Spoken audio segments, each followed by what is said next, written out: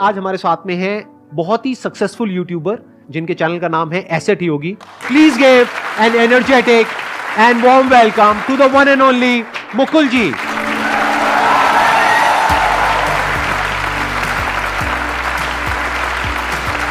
What an energy, sir.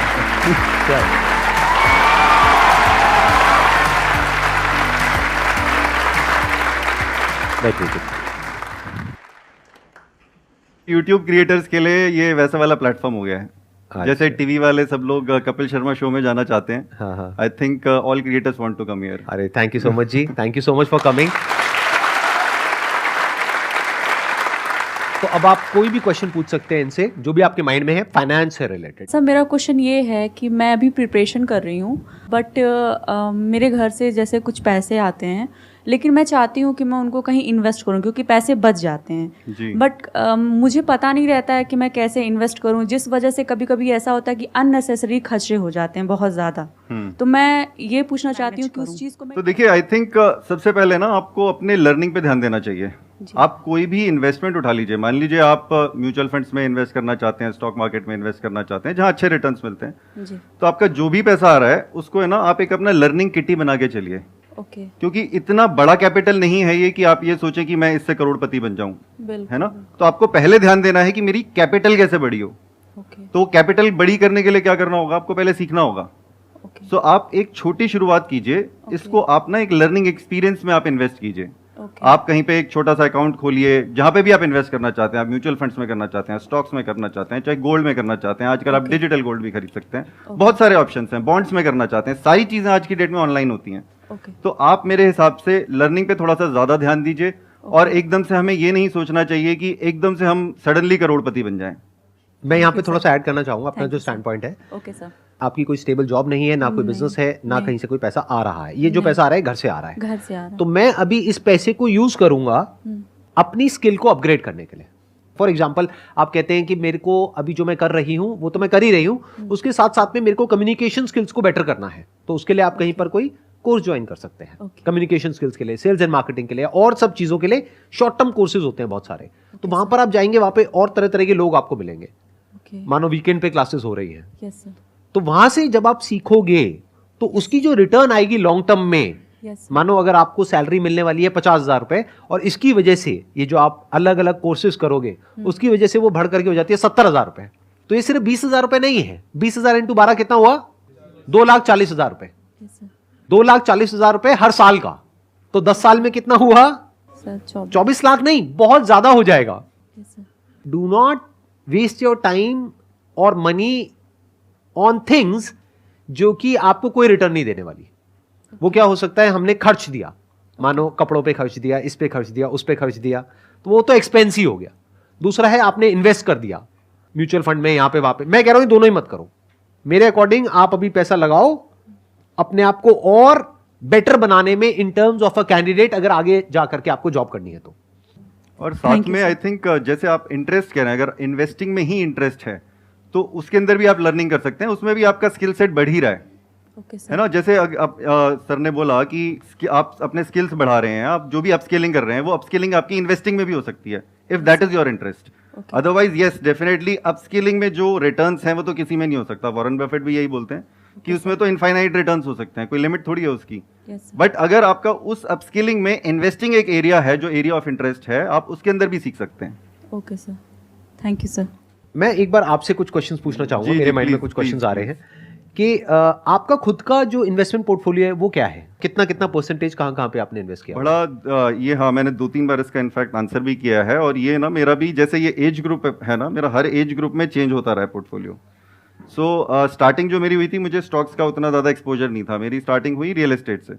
सो वहाँ मेरी गलतियाँ ये रही कि मैंने रियल एस्टेट में बहुत ज़्यादा इन्वेस्ट कर दिया इनिशियली, और जो मेरे को शायद नहीं करना चाहिए था। बहुत सारे उस टाइम पे आपको याद होगा 2005-6 में बड़े सारे रियल एस्टेट स्कैम्स भी आते थे। I know. तो मैंने हालांकि सबसे पहली इन्वेस्टमेंट एक चेन्नई में करी थी। वहाँ पे मुझे लगा यहाँ तो अच्छे बिल्डर्स हैं, आराम से रिटर्न्स कमा पा रहे हैं, तो सेम चीज़ मैंने एनसीआर में अप्लाई कर दी। ठीक है, वहाँ मुझे टाइम पे मिल गया था फ्लैट। यहाँ पे अब मैंने 2 बुकिंग्स डाली और दोनों मेरे आज तक भी लीगल केसेस चल रहे हैं। सो उसके बाद मुझे लगा कि नहीं, स्टॉक्स में अब मुझे करना चाहिए। स्टॉक्स में भी डेफिनेटली लर्निंग हुई, स्टॉक्स में पैसा डाला काफ़ी। ये कितने टाइम पहले आपने शुरू किया स्टॉक्स में पैसा डालना? स्टॉक्स में पैसा डालना, देखिए मैंने म्यूचुअल फंड्स में डालना शुरू किया था 2004 में, जब मेरी 2003 में पहली जॉब लगी थी, थोड़ा सा पैसा आया, 2004 में मैंने म्यूचुअल फंड्स में डालना शुरू करा। उसके बाद स्टॉक्स में इन्वेस्ट करना शुरू किया 2009-10 के अराउंड। तो पहले तो मुंह की खाई वहां पे भी, मैं बोलने वाला था, शुरू में तो लॉसेस हाँ आपको मिले तो होंगे। शुरू हाँ। में ऐसा ही था कि अगर मैंने 5 स्टॉक्स उठाए तो उसमें से 4 डूब गए, लेकिन फिर थैंकफुली कुछ स्टॉक्स में अच्छा करना भी शुरू किया, तब मेरी रिसर्च मुझे काम में आनी शुरू हुई, वो स्टॉक्स में अच्छा परफॉर्मेंस मिला। आज की डेट में अगर आप मेरे से बात करेंगे तो अब मेरा अपने खुद के बिजनेस में मैं ज़्यादा इन्वेस्ट करता हूँ, खुद का प्रोडक्ट बना रहे हैं, दैट इज़ वन।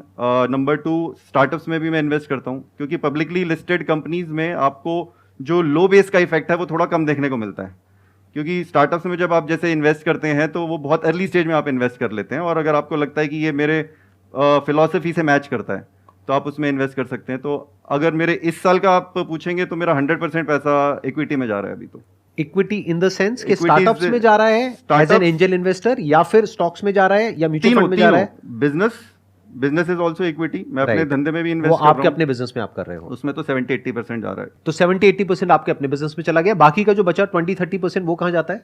अभी इस कैलेंडर ईयर की बात करूं तो मेरा मैक्सिमम स्टार्टअप्स में गया, बाकी का बचा हुआ, और थोड़ा बहुत पब्लिक स्टॉक्स में, और कुछ पैसा हाँ मेरा ऑब्वियसली रियल एस्टेट में भी है। मेरे मतलब रेंटल इनकम बनाने के लिए मैंने कुछ अपना रियल एस्टेट पोर्टफोलियो भी बना लिया था। रेजिडेंशियल या कॉमर्शियल? मिक्स है, बट अगर किसी को सजेस्ट करूंगा मैं, ऑब्वियसली कमर्शियल बेटर है, मगर अगर घर खरीदना है तो घर खरीद सकते हैं। घर अपने रहने के लिए घर is, you should not take it as an investment. ध्यान से समझिएगा, यहाँ पे एक बहुत इंपॉर्टेंट पॉइंट है समझने वाला। हम लोग क्या गलती करते हैं, पहले घर लेते हैं अपने खुद के रहने के लिए, वो तो चाहिए ही, नहीं तो रेंट पे हर साल शिफ्ट करते रहो, हर साल 2 साल में, राइट? तो अपने लिए घर बनाने में कोई दिक्कत नहीं है, क्योंकि उसका इनकम टैक्स के पॉइंट ऑफ व्यू से भी काफी बेनिफिट्स हो जाते हैं, काफी सारे एग्जेम्पशंस हैं। बट जो दूसरा हम इन्वेस्टमेंट करते हैं रियल एस्टेट में, वो हम क्या करते हैं, रेजिडेंशियल में करते हैं। ये गलती है, क्योंकि रेजिडेंशियल में जो रिटर्न है, यानी जो रेंटल इनकम है, वो अगर आप परसेंटेज में देखोगे तो बहुत ही कम है, हार्डली 1 और 2%। हाँ, अगर आप खाली रेंटल यील्ड की बात करेंगे तो रेंटल यील्ड दिल्ली जैसे जगह पे 2% मिलता है। रेंटल यानी कि जितना भी आपका रेंट आया divided by the property cost, वो 2% होती है, और थोड़ा बहुत कैपिटल अप्रिसिएशन मान लीजिए 4-5% का। तो अगर आपको 6-7% मिल रहा है तो इतनी तो महंगाई बढ़ जाती है, इसीलिए कोई खास फायदा नहीं है रेजिडेंशियल रियल एस्टेट में इन्वेस्ट करने का। वो भी काफी टाइम तो बढ़ भी नहीं रही है प्रॉपर्टी, तो वो नेगेटिव रिटर्न भी हो सकता है। प्लस आप अगर आपने लोन पे खरीदा है तो वो नेगेटिव रिटर्न्स हो जाते हैं, क्योंकि आप इंटरेस्ट हर साल भर रहे हैं। हाँ। सर मेरा आपसे ये क्वेश्चन है, मेरे को 10 साल हो गए, मैं अपना फैमिली बिजनेस जो है पापा का वो रन कर रहा हूँ। हमारा जो बिजनेस है वो क्लॉथिंग का है। पहले मैं पापा के साथ ही काम करता था, फिर मेरे को लगा कि मुझे कुछ अलग करना चाहिए, तो अब हम ऐसा सोच रहे हैं कि हम थोड़ा लाइन चेंज करें। जैसे मैं हूँ, मेरे भैया भी साथ में आए हुए हैं, और हम चाह रहे हैं कि फूड जो आजकल डिमांड में ज़्यादा है, जैसे कि फास्ट फूड हो गया, बेवरेजेस वगैरह हो गए, तो इसमें हम इन्वेस्ट करना चाह रहे हैं। तो आपसे मैं ये पूछना चाह रहा हूँ कि क्या हमें ऑलरेडी जो इस्टेब्लिश ब्रांड है उसका हमको फ्रेंचाइजी मॉडल पे काम करना चाहिए, या हमें खुद का कुछ स्टार्ट करना चाहिए? मेरा ऐसा मानना है कि अगर आप ऐसे बिजनेस में कूद रहे हैं जिसकी आपकी नॉलेज नहीं है, बिल्कुल जीरो है, तो franchisee is a better option. For example मैं आपको बताता हूँ कि 2007-8 में जब मैंने अपना MBA पास किया था, तो उस टाइम पे मैं बहुत ज़्यादा स्टार्टअप्स में काम करना चाहता था, बट स्टार्टअप्स थे ही नहीं, तो लगा फिर खुद ही करना पड़ेगा। लेकिन अगर आपको ऑप्शन मिल रहा है, अगर आप फ्रेंचाइजी से सीख सकते हैं, तो वो मेरे हिसाब से बेटर ऑप्शन है। बट एनीवे वो आपकी चॉइस भी है। कई लोग ये भी सोचते हैं कि मेरे को स्टार्टिंग से ही अपना ब्रांड बनाना है, लेकिन आप जो भी करें पहले उसके अंदर ना रिसर्च ज़रूर कीजिए।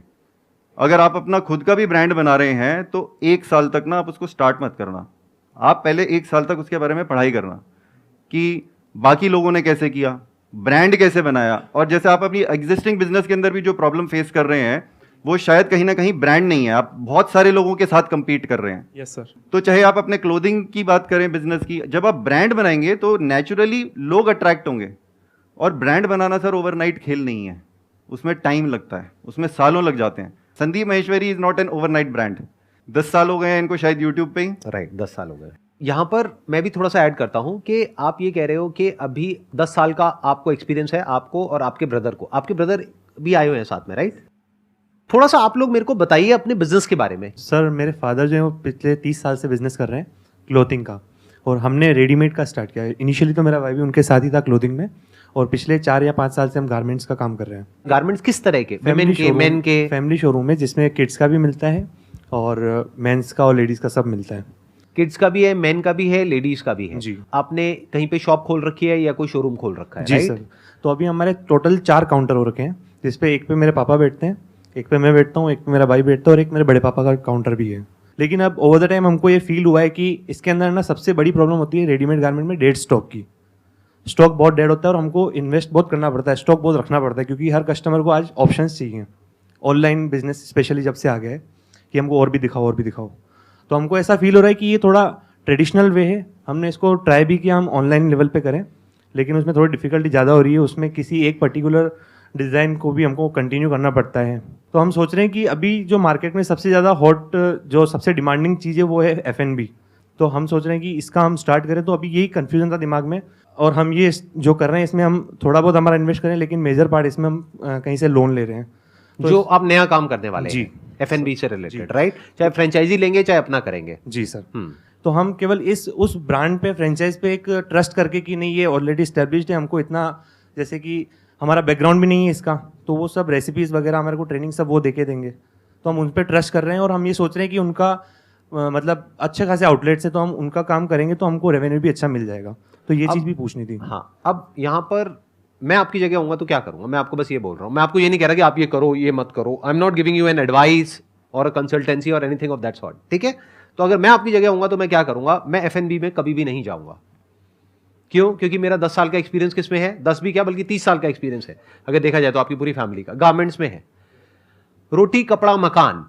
अब आप चाहे रोटी का बिजनेस करो चाहे कपड़े का करो, ये हमेशा के लिए रहने वाला है। अगर आपको लग रहा है F&B में कंपटीशन नहीं है तो ये आप गलत सोच रहे हैं। जब आप जाएंगे उसमें आपको समझ आ जाएगा, नंबर 1। नंबर 2 कि जो आप कह रहे हो कि इसमें क्या होता है कपड़े के काम में, कि जो स्टॉक नहीं बिकता है वो इन्वेंट्री बेकार हो जाती है। ये प्रॉब्लम आपको F&B में भी आने वाली है। F&B में जो सबसे बड़ी प्रॉब्लम आती है वो क्या होती है? हर चीज पेरिशेबल होती है। कपड़ा तो फिर भी पेरिशेबल नहीं होता है, कम करके सेल लगा के बिक तो जाएगा ना मरे से मरे दामों पर, लेकिन खाना एक बार सड़ गया, एक्सपायर्ड हो गया, तो क्या करोगे उस खाने का? तो F&B का बिजनेस बाहर से देखने में जितना आसान लग रहा है, अंदर से जो करता है उसके लिए तो आसान है, जो 10 साल से कर रहा है। आप अगर आज जाओगे तो आपके लिए कोई आसान नहीं है। That is 1। दूसरा, फ्रेंचाइजी के ऊपर हम क्या करते हैं? हम ये समझते हैं कि ब्लाइंडली हमने किसी की फ्रेंचाइजी ले ली और बाकी तो काम हो ही जाएगा। ऐसा नहीं होता है। मेरे बहुत सारे फ्रेंड्स हैं जो कि फ्रेंचाइजीज देते हैं, यानी कि ओनर्स हैं, तो मुझे अंदर की सारी बातें पता है। बहुत बार क्या होता है, उनकी जो फ्रेंचाइजीज खुलती है ना, उसमें से बहुत सारी बंद हो जाती है। क्यों बंद हो जाती है? क्योंकि जो पर्सन उस फ्रेंचाइजी को चला रहा है उसका भी स्किन इन द गेम होना बहुत जरूरी है। उसकी भी थोड़ी नॉलेज, अंडरस्टैंडिंग, टाइम, उसको सब कुछ देना पड़ेगा उसमें, तब जाकर के वो काम चलता है। तो बहुत सारे फैक्टर्स हैं वहां पे, और वो भी एक दिन में नहीं चलता है। ऐसा नहीं आज आपने खोला और कल चल गया। तो ध्यान से समझिए मेरी इस बात को। ये हम सब एक बहुत बड़ी गलती करते हैं बिजनेस में। ये सब करते हैं।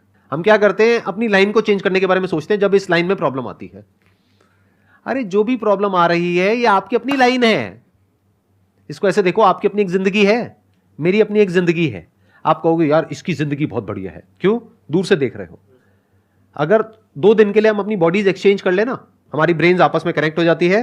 आपको मेरी लाइफ जीने के लिए मिलती है 1 हफ्ते के लिए, और मेरे को आपकी लाइफ जीने के लिए मिलती है।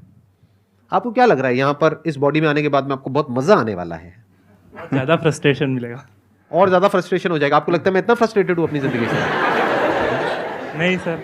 नहीं सर ऐसी बात नहीं है, बट जिस लेवल पे मैं अभी हूँ उसके कंपेयर में मैं उस टास्क को, जो आप जिस लेवल पे आप उनको सॉर्ट आउट करते हो, जितना इजीली लेट गो कर देते हो, उस लेवल पे शायद मैं नहीं कर पाऊँ। और मैं अगर आपकी जगह पे आ जाऊंगा तो मैं कंफ्यूज हो जाऊंगा। क्यों? क्योंकि आपको 10 साल 20 साल का एक्सपीरियंस है उस सिचुएशन को टैकल करने का। मेरे को 2-3 साल लगेंगे उस लेवल तक पहुंचने में कि मैं आपकी लाइफ की जो प्रॉब्लम्स है उसको टैकल कर सकूं।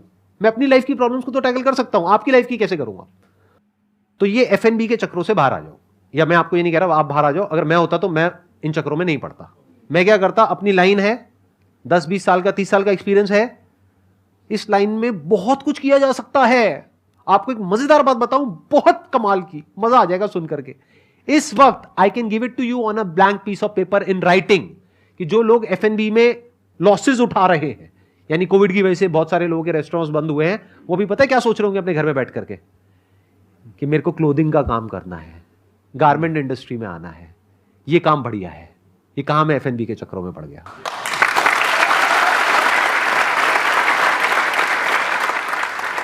तो अगर वो आपकी लाइन में आएंगे, क्या वो डे 1 से आपसे कॉम्पीट कर पाएंगे? आपके पास में पीछे से सप्लायर्स हैं, पूरी एक चेन बनी हुई है, डिस्ट्रीब्यूटर्स हैं, आपको कहीं जाना नहीं पड़ता है, एक फोन करते हो सारे काम हो जाते हैं, आपको सारा पता है अंदर का कैसे होता है, क्या होता है। बस प्रॉब्लम क्या है, आप अभी ऑफलाइन कर रहे हो और धीरे धीरे हर चीज ऑनलाइन शिफ्ट हो रही है। तो आपको अपने ही बिजनेस से रिलेटेड अपने आप को अपग्रेड करना है बॉस। आपको ऑनलाइन दुनिया को समझना है कि ऑनलाइन दुनिया क्या है। तो वहां से पैसा कमाना आपके लिए कुछ दिनों का या कुछ हफ्तों का या कुछ महीनों का काम है, और एक नई इंडस्ट्री में जाना, F&B में या किसी में भी, और वहां पे जाकर के पैसा कमाना, वो कुछ सालों का काम है। वहां पर जीतने की पॉसिबिलिटी बहुत कम है, यहां पर हारने की पॉसिबिलिटी बहुत कम है। तो ये काम छोड़ करके हम एक ऐसे काम में क्यों जा रहे हैं जिसके बारे में हमें कुछ भी नहीं पता है। जैसे संदीप जी ने बोला, ये पॉइंट बहुत अच्छा है कि जिस चीज़ में हमें नॉलेज है उस इंडस्ट्री में हम बेटर परफॉर्म कर सकते हैं। अब उस इंडस्ट्री में आप ये आइडेंटिफाई करो कि कौन सा घोड़ा बहुत तेज़ भाग रहा है और उस घोड़े पे मैं चढ़ जाऊं। अब मैं आपको अपना एग्जांपल भी देता हूं। मैं ना ब्लॉग्स लिख रहा था, assetyogi.com ब्लॉग था मेरा पहले। फिर सडनली पता चला कि वीडियोज़ का तो बहुत तेज़ घोड़ा भाग रहा है, इन्वेस्टमेंट भी कुछ नहीं है। सीक्रेट बता रहा हूँ मैं, बहुत सारी ब्रांड्स का, ध्यान दीजिएगा। बहुत सारे प्रोडक्ट्स अमेजॉन तेज घोड़ा है भागने का, उसके ऊपर सवार हो गए, फ्लिपकार्ट पे सवार हो गए, आज की डेट में जोमेटो के ऊपर सवार हो गए, स्विगी के ऊपर सवार हो गए। आज की डेट में आप F&B बिजनेस की बात कर रहे हैं, क्लाउड किचन खोल रहे हैं लोग, दिखता भी नहीं आउटलेट तो कि कहां से आ रहा है। कितने बड़े बड़े बिजनेसेस बन गए। कोई इतना तेज घोड़ा भाग रहा है क्या कि आप जिस पे चढ़ पाए? यूट्यूब से बहुत सारे बिजनेसेस शुरू हो चुके हैं, कुछ $1 बिलियन कंपनीज बन चुकी हैं। बात यह है कि क्या आप ऐसा घोड़ा आइडेंटिफाई कर सकते हैं जो आपको सूट करे, जहां पे आप काम कर सकते हैं, और उस घोड़े पे सवार हो जाइए। और ये बहुत अच्छा बिजनेस है, कोई खराब बिजनेस नहीं है। Fashion business is a good business. यहाँ पे हर साल नए कपड़े चाहिए लोगों को, इतना तेज होता है चेंज। लेकिन ना आपको ब्रांड बनानी पड़ेगी जिससे लोग अट्रैक्ट हो कि हाँ इस ब्रांड का कपड़ा खरीदना है हमको। अब हम जैसे बोलते हैं ना, काफी लोग बोलते हैं कि XYZ का ईयरफोन खरीदना है, ठीक है, ABC का फोन खरीदना है। तो वो अगर आप ब्रांड अगर आपने एक बार बना लिया तो वो पुल मार्केटिंग होना शुरू हो जाएगी। Thank you so much sir for coming. Thank you.